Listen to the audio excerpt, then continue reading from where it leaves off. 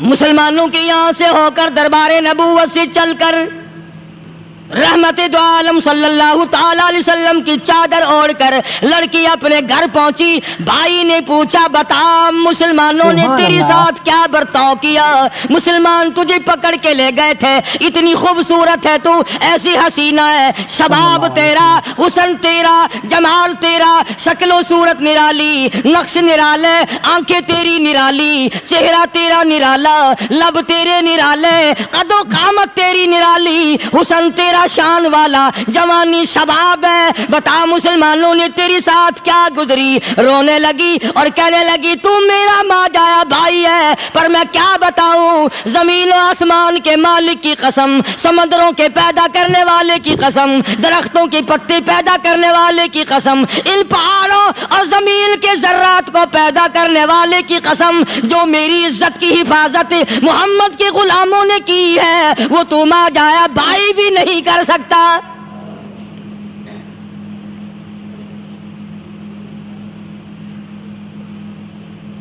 صداقت صداقت ہوتی ہے، حقیقت حقیقت ہوتی ہے، چھپتی تو نہیں. کاغذ کے پھولوں سے خوشبو کیسے آئے گی؟ پلاسٹک کے پھول گلاب کے بنا کر سرانے میں لگانے تو آسان ہے، مگر گلاب کی خوشبو نہیں تم لا سکتے. صلی اللہ علیہ وسلم. ارے وہ بھائی بھی تھا تو کافر، پھر بھی مقدروں والا نکلا. انہوں نے تو کفر چھوڑ دیا، اور ہم سے ریت نہیں چھوٹتی، رسمیں نہیں چھوٹتی، ہم سے شرک نہیں چھوٹتا، ہم سے بدعات نہیں چھوٹتی. بھائی کہتا ہے بہن کو، توجہ کرو، کبھی دنیا میں انصاف کی بات کرنے والے لوگ بھی زندہ تھے. کفر اسلام ایک اور چیز ہے، انصاف کی بات تو کہا کرتے تھے. بھائی کہنے لگا بہن سے کہ میری بہن، چادر تیرے سر پہ نبی کی، کالی کملی والے کی چادر تیرے سر پہ ہے، یہ اس کے دیوانے تجھے ساتھ لے کے آئے ہیں، اور انہوں نے تیری عزت اور آبرو کی حفاظت کی ہے. تو یہ بتا کلمے سے خالی آئی؟ ایسے دربار سے خالی آ گئی؟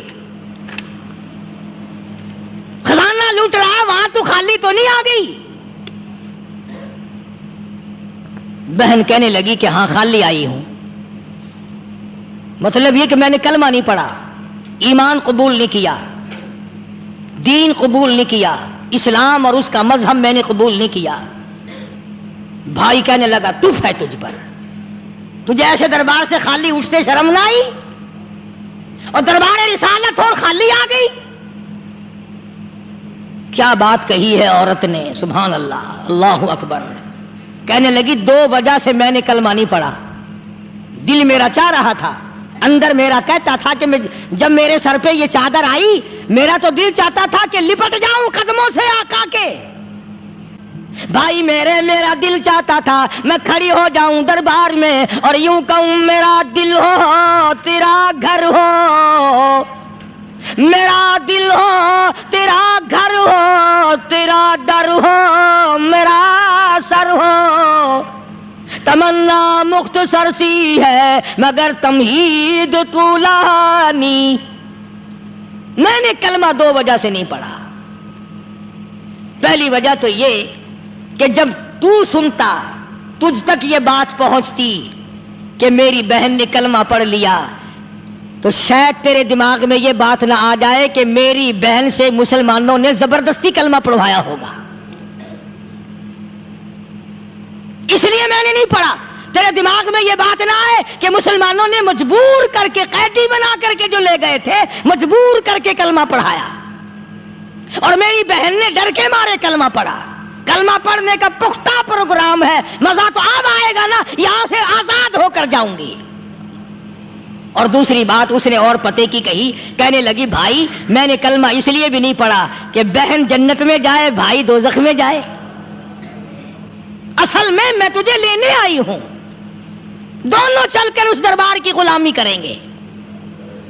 میں نے یہ خوف کھایا کہ میرا بھائی غصے میں آ کر کفر پر اور مضبوط نہ ہو جائے، اس لیے مجھے آنے کی کوئی ضرورت نہیں تھی. اور کہنے لگی او میرے بھائی، وہ دربار کوئی واپس آنے کا تھوڑا ہی ہے، وہاں تو جو گیا قربان ہو گیا، جو گیا قربان ہو گیا.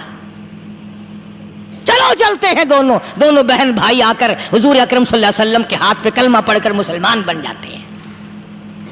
وہ نبی کی ایک بات دیکھ کر کلمہ پڑھ کر مسلمان بن گئے. ہمارے سامنے لاکھوں حدیثیں، ہزاروں قرآن کی آیتیں ہیں، پر ہم آج تک مسلمان نہ بنے.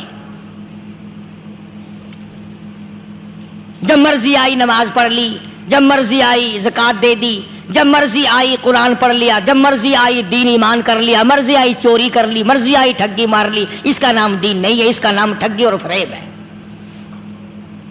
اس لیے قرآن کریم نے للکار کے کہا تأمرون الناس بالبر وتنسون انفسکم وانتم تتلون الکتاب. دوسروں کو اسلام کا نام لیتے ہو، دوسروں کے سامنے مسلمان بنتے ہو، حالانکہ تم کتاب پڑھتے ہو اللہ کی. افلا تعقلون، سوچتے کیوں نہیں ہو کہ تم کدھر چلے ہو؟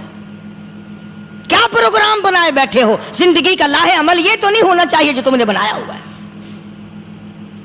اور آگے فرمایا تأمرون الناس بالبر وتنسون انفسکم وانتم تتلون الکتاب افلا تعقلون واستعینوا بالصبر والصلاة.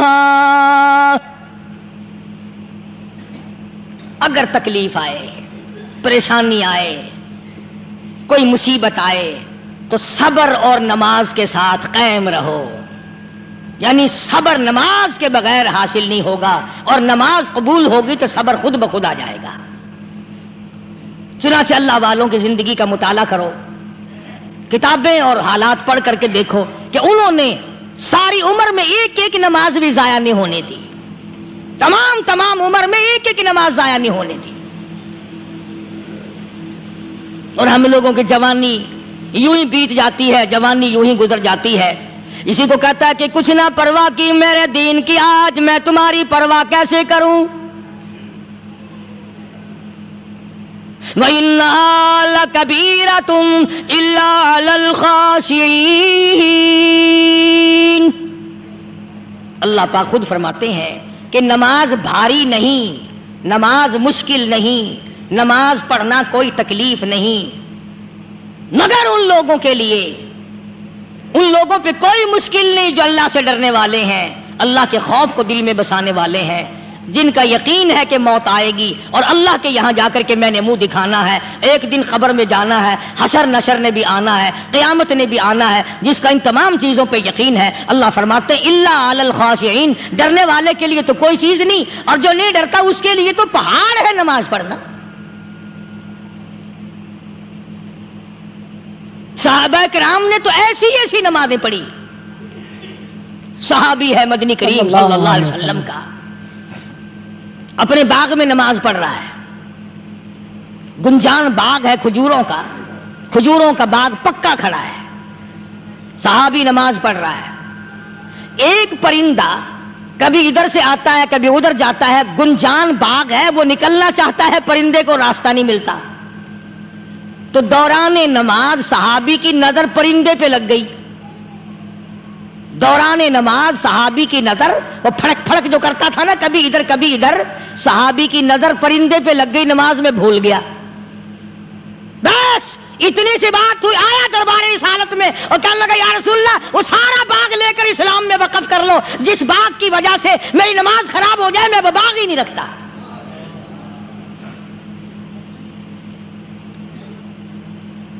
ہمارے یہاں بھی کوئی عظمت ہے نماز کی؟ کون پرواہ کرے؟ ان لوگوں کے یہاں تمام کا تمام نظام دین کا اپنا بنایا ہوا نہیں، جو دربار رسالت صلی اللہ علیہ وسلم سے نظام ملا نماز کا، انہوں نے صحیح معنوں میں وہ قائم کیا ہے.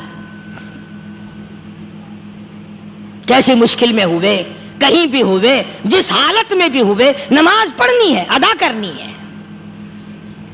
چنانچہ ان کی نمازوں میں اتنی برکت تھی. سیدنا امیر معاویہ رضی اللہ تعالی عنہ کی حکومت ہے، صحابہ اکرام ابھی زندہ ہیں. افریقہ کے گھنونے جنگل میں، بہت بڑے صحرا میں چھاونی بنانے کا پروگرام بنایا. بڑے جنگل ہیں، بڑے درخت ہیں، بڑی بھیڑ بھاڑ ہے، بڑے جانور ہیں، شیر ہیں، چیتے ہیں، گھگیاڑ ہیں، بڑے بڑے موذی جانور ہیں. تو اس علاقے کے لوگوں نے بتایا کہ تم مار کھاؤ گے، یہاں تو بڑے بڑے جانور تمہیں کھا جائیں گے، تم یہ کیا سوچ کر آئے ہو؟ تمہیں یہ نہیں چھوڑیں گے، جانور کھا جائیں گے، تمہیں یہاں چھوڑی بناؤ گے؟ صحابہ کہنے لگے نہیں ہمارے پاس ہتھیار ہے۔ کمانڈر کہنے لگا ایک صحابی تھا حضور